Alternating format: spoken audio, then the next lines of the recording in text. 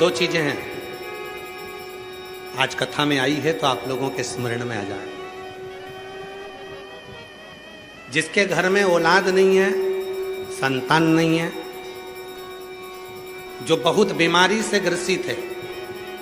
बहुत बड़ी बड़ी बीमारियां हैं, रोग हैं, तकलीफ है, ये दो व्यक्ति जिसके औलाद नहीं है, कोई बीमारी से ग्रसित है, कोई बहुत बड़ी उलझनों में फंसा हुआ है, ये तीसरा। ऐसे व्यक्ति को जब शिव के मंदिर में जल चढ़ाने जाते हैं तो नंदी के सीधे कान में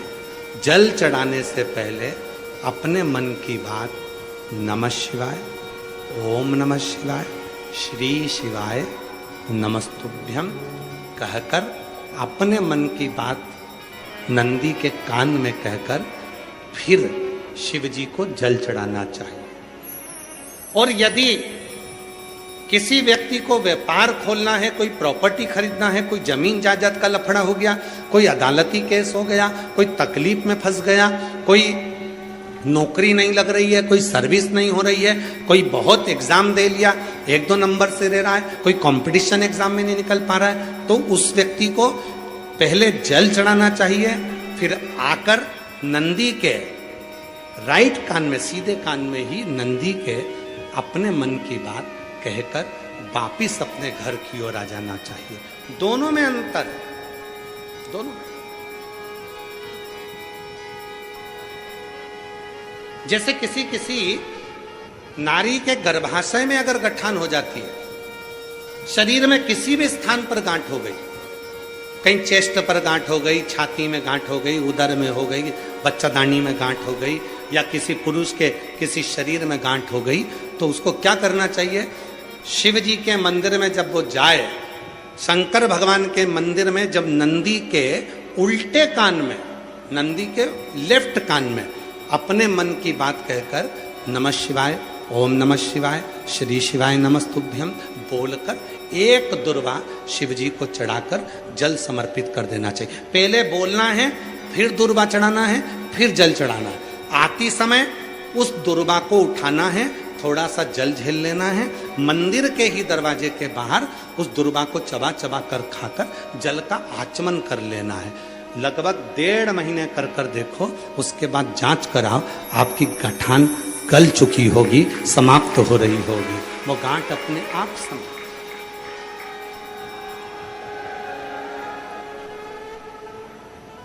कई लोग कहते हैं गुरुजी नंदी और शिव में, नंदी उधर बैठा है, शिव जी का शिवलिंग इधर है, दोनों में ये समता का भाव क्या? महाराज, शिव जी के स्थापना के समय पर, नंदी की स्थापना के समय पर नंदी और शिव जी के बीच में एक सूत्र बनता है जिसको सोमसूत्र कहते हैं। वो पत्थर में दब जाता है, उसको लोग ऊपर से टाइल्स पत्थर लगा देते हैं, एक तार जाता है। वो सूत्र नंदी के जो एक चरण है, आप लोग दर्शन करें ना नंदी का, अरे बोलो तो जम के, नंदी का एक चरण जो ऊपर उठा हुआ होता है, बाकी के चरण नंदी के सब नीचे की ओर जाते हैं, पर नंदी का जो एक चरण ऊपर की ओर उठा होता है, सोमसूत्र वहीं से शिवलिंग के पास तक जाता है जब स्थापना होती है तब।